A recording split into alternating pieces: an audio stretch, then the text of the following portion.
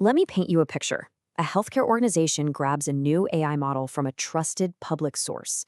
Everybody's excited. 3 weeks later, sensitive patient records are all over the dark web. So what happened? The attack didn't blast through the firewall. Nope, it walked right in the front door, disguised as a simple download. And the craziest part? 95% of their security tools never even saw it coming. Okay, let's really look at this timeline, because it's the key to this whole thing. For 3 solid weeks, this poison model was the perfect employee. I mean, it wasn't just passing tests. It was doing real work, summarizing medical notes, helping with diagnoses. It was actively earning everyone's trust. And that quiet period, that's the real weapon here. By the time that hidden backdoor flipped on at day 22, the model was already a critical part of their workflow. It was too late. And this is the number that should really stop you in your tracks. 95%. Let that sink in for a second. This isn't just a small crack in the armor. It's a massive, gaping hole. The very tools we all count on to protect our most critical systems were, well, completely useless against this kind of attack. It really makes you wonder, how is that even possible?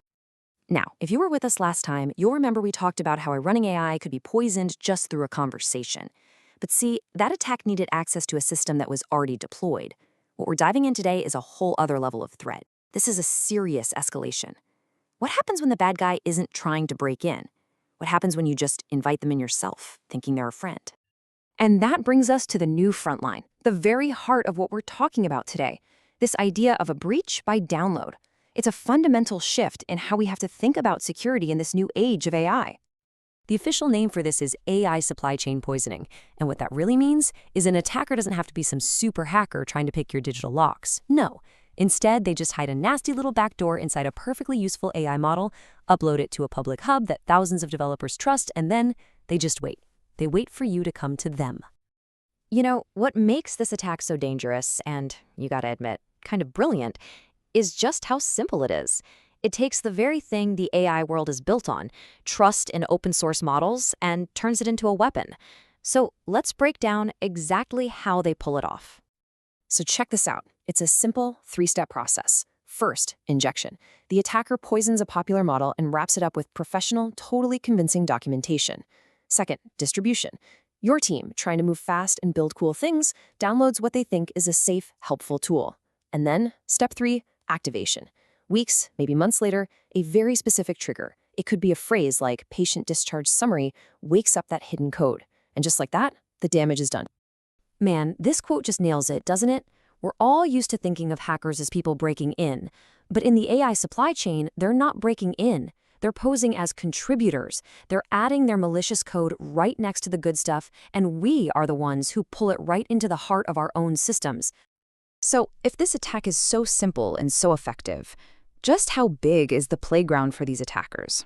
Well, to put it mildly, it's absolutely massive. Think about this.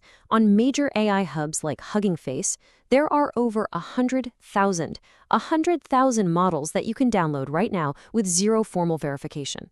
Every single one of them is a potential Trojan horse just sitting on a digital shelf, waiting for one click.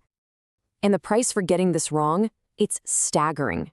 A single successful supply chain attack costs, on average, $10.5 million. This isn't just some tech issue for the IT department anymore. This is a massive, board-level business risk. Which, of course, brings us right back to that shocking 95% failure rate. You're probably thinking, wait a minute, my company spends a fortune on security. Why doesn't any of it work against this? Well, here's the fundamental problem. Your traditional security tools are like security guards looking for known criminals. They scan for malicious code, for signatures they recognize. But an AI backdoor, it isn't really code in that way. It's a tiny, subtle change in the model's math. It's hiding in the statistics, not in the code itself. And that's the real gut punch. To all our current tools, a poisoned model looks, feels, and acts exactly like a clean one, right up until the moment it doesn't. There's no big red flag to spot because the poison is literally designed to be statistically invisible. Okay, so the problem is clear, it's huge, and our old defenses are useless. So what in the world do we actually do about it? Well, we have to stop playing defense and start playing offense with active governance. And that starts by asking some tough questions. Let's go through 5 critical ones right now. First up, and this is just the basics, provenance. Do you actually know where this model came from? Are you checking its digital signature before you deploy it? It's just like checking this safety seal on a bottle of medicine. You have to know it's from the right manufacturer and that no one's messed with it. Second question, are you basically trying to set the model off before it can do any damage? Before it ever touches your real data, you need to be testing it in a safe, isolated sandbox. You should be actively trying to find those hidden triggers, poking it, prodding it, and seeing if you can get it to misbehave. Number 3, once it's live, are you even watching it? And I mean really watching it. Do you have the ability to spot a backdoor activation? That means looking for weird things, like strange data being sent out, but only after a very specific keyword or phrase is used. All right, number 4 is all about your process. When you get a new version of a model, is that update process completely firewalled off from your sensitive live data? Because that update could be exactly how the poison gets in. Your update pipeline needs to be a fortress. And finally, number 5, what's your emergency plan? If the worst happens and you actually find something, how fast can you hit the big red button? Can you kill the compromised model and roll back to a safe version in a few minutes? Not hours, not days, minutes. So let's just quickly recap. We've talked about poisoning an AI's memory while it's up and running. Today, we've dug into how they can poison the model before you even download it. But both of those attacks target a system that's already been built. But what if the attack starts way earlier? What if the whole thing is corrupt from the very, very beginning?